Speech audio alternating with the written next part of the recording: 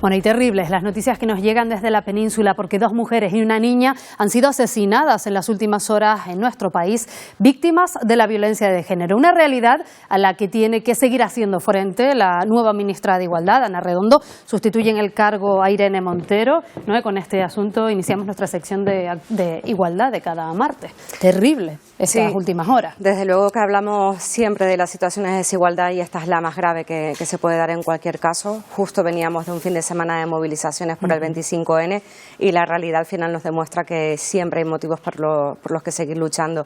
Una compañera que se dedica también a visibilizar esta violencia de género lo hace a través de sus hilos en Twitter y con ella vamos a comentar estos casos y también ese relevo al frente del Ministerio de Igualdad. Es la responsable del portal feminista, Macarena Baena. Macarena, ¿qué tal? Bienvenida.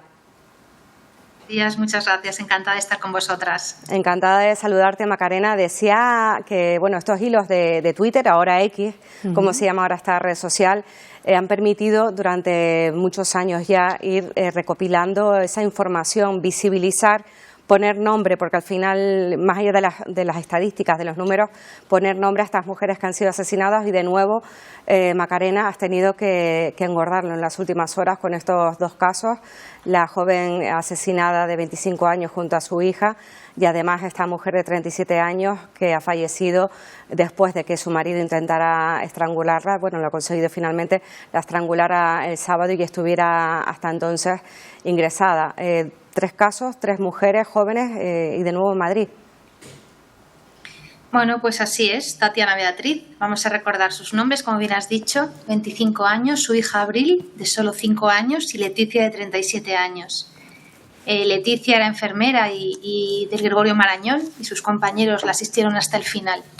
La sacaron de al menos 4 paradas cardiorrespiratorias y no consiguieron salvar la vida porque los efectos del estrangulamiento habían sido tan graves que no pudo sobrevivir.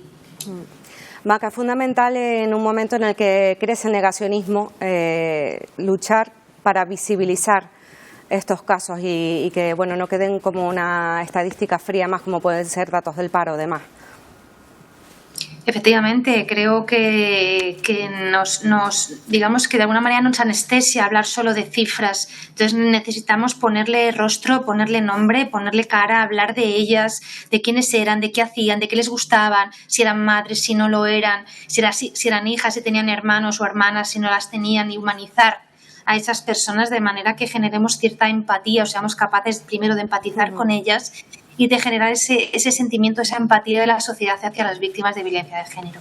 Y además, Macarena, quería comentar contigo que de nuevo se ha producido algo que hablamos habitualmente y pasa también y desde luego tiene que hacernos reflexionar, una brecha en la protección a la víctima en el caso de Tatiana. Leí ayer a Ana Requena, compañera del diario, periodista, decir que el sistema no solo falla cuando hay denuncia pero no orden de alejamiento, o cuando hay orden de alejamiento pero se incumple. El sistema falla cuando los motivos para no denunciar o para retirar esa denuncia pesan menos que el acompañamiento, o pesan más, que el acompañamiento, que los recursos, que la protección de esas mujeres a la hora de denunciar. Quiero decir, no pongamos solo el foco en qué ha pasado en el momento en el que ella presenta la denuncia, sino el por qué no se presentan esas denuncias o por qué se retiran esas denuncias, por qué las víctimas no se sienten protegidas. Ese es el gran problema que tenemos. Claro, porque al final en este caso pasa lo que pasa en muchas ocasiones, que pesa más esa decisión, en este caso de la víctima, en un momento dado retirar la denuncia y no se va más allá de los motivos. A veces siempre tenemos que estar recordando que hay mujeres que están presas de pánico, que pueden estar amenazadas y que en un momento dado se utiliza ese discurso de las denuncias falsas y falsas no son. Muchas veces las mujeres retiran la denuncia por pánico y es lo que no se cuenta. En el caso de Tatiana y Beatriz ni siquiera la retiró. O sea, cuando ella denuncia a su maltratador, los cuerpos policiales que están a pie de calle consideran que su riesgo es alto, es elevado de que el agresor intente volver a agredirla o incluso matarla. En el proceso judicial, ella se queda bloqueada, ella no recuerda y el juez dictamina que no hay indicios para condenar. ¿Qué pasa en este caso? En este caso pasa que no hay un equipo psicosocial apoyando a esta mujer durante todo el proceso, que no hay una actuación activa o proactiva de Fiscalía y jueces pidiendo y abogados, proactiva, buscando a gente de su entorno que nos diga cuál era la situación, el día a día de estas mujeres, que los llamen a declarar. No hemos sido capaces de generar un patrón de violencia que era el que vivía esta mujer desde hacía muchísimo tiempo, el miedo a que se llevasen a su hija a Perú, las continuas agresiones, gritos, o sea, no somos proactivos, hay pocos abogados de oficio y están mal pagados, hace falta completar las plantillas con fiscales y jueces y juezas, hace falta formación en perspectiva de género y hace falta proteger a estas mujeres de manera que cuando vayan a denunciar cuenten con todas las pruebas necesarias para ser consideradas víctimas de violencia de género y tener acceso a esa protección. Desde luego que es interesantísima esa reflexión, Macarena. Obviamente la lucha contra la violencia de género va a ser uno de los retos principales de la nueva ministra, Ana Redondo, pero también se ha producido ese cambio de cartera, se habló mucho el otro día de lo que sucedía. Si te parece, vamos a recordar el momento en ese traspaso de cartera de la ministra saliente Irene Montero y la nueva ministra Ana Redondo.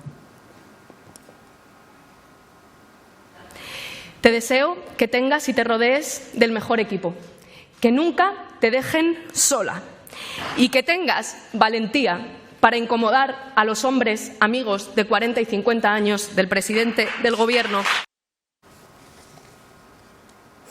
Es curioso lo que se ha hablado todos estos días de este momento. Macarena, a mí me llamaba la atención, se ha hablado estos días de pataleta de la ministra Irene Montero y antes nombrabas a Ana Requena y me acordaba mucho de lo que decía Ana en una entrevista hace poquito a raíz de su libro, de la publicación de Intensas, ese nuevo libro. Y leía un titular que me ha llamado la atención y me recuerda a esto, lo poco tolerada que está la rabia en las mujeres. Es también otro estereotipo que recae sobre nosotras, que tenemos que irnos calladamente. Lo poco tolerada que está la rabia y la ira, que en nosotras siempre se tacha de histéricas, ¿no? Y lo bien tolerada que está la ira, incluso la violencia en ellos, ¿no? Que parece que los hacen más masculinos, que son síntomas de masculinidad. Efectivamente, la ministra se fue herida, se fue dolida con su partido, con su entorno, con su partido, no, perdona, con el otro partido de la coalición, con el PSOE, se fue dolida, se fue con sensación de abandonada y se fue con sensación de soledad.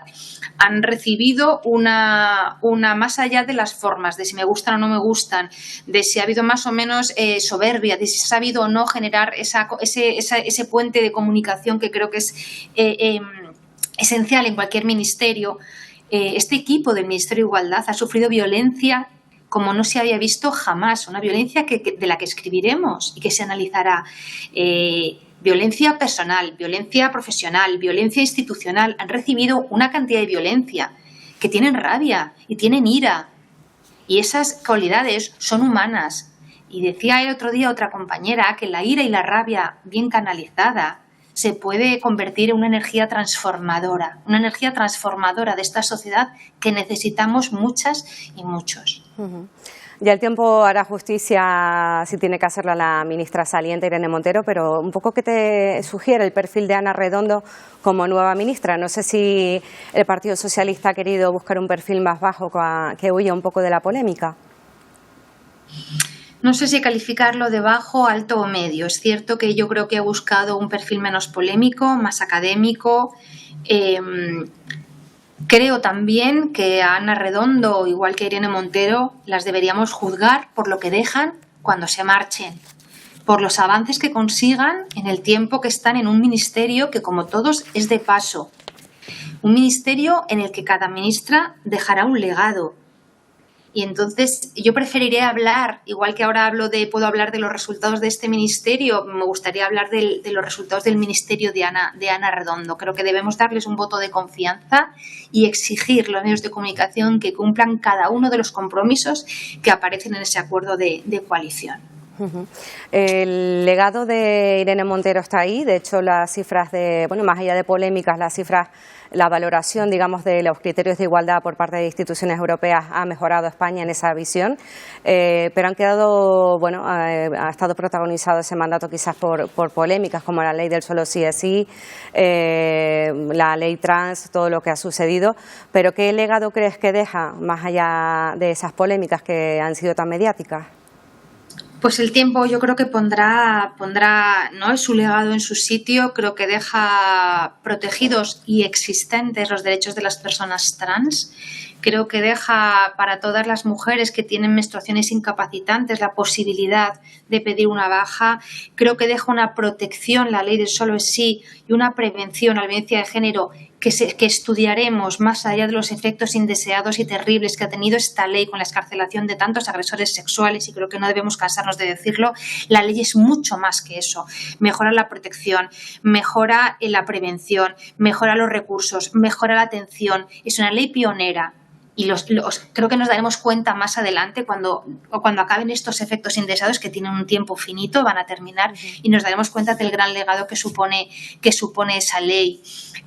Creo que se ha puesto el consentimiento en el centro. Creo que España ha tenido una proyección internacional en América Latina, sobre todo, muy interesante, y unas coaliciones con América Latina muy interesantes. Creo que se dejan puestas las piedras de otras muchas leyes. La ley de trata que está comenzada, la ley de paridad que tiene que acabar esta ministra, el pacto de Estado contra la violencia de género, no la estabilidad de ese pacto. Creo que es mucho el legado que deja este ministerio, y que en su día pues creo que las mujeres y niñas de este país podremos poner en valor. Pues Macarena Baena, ha sido un placer verte, aunque sea a través de la cámara, que coincidimos por lo menos una vez al año en alguna actividad de formación. Enhorabuena, porque además en las últimas horas hemos conocido que has logrado otro reconocimiento por esos hilos en Twitter, el premio Lourdes Hernández Osorno, que concede el Partido Socialista de Madrid. Y bueno, felicitarte como siempre por visibilizar y por ser, a nivel particular lo digo, tan buena compañera, porque además nos ayuda constantemente, tanto ella como otra compañera, Carolina Pecharromán, de Radio y Televisión Española. Tenemos ahí un contacto para ayudarnos en temitas, y se agradece muchísimo. Un abrazo muy fuerte, Maca.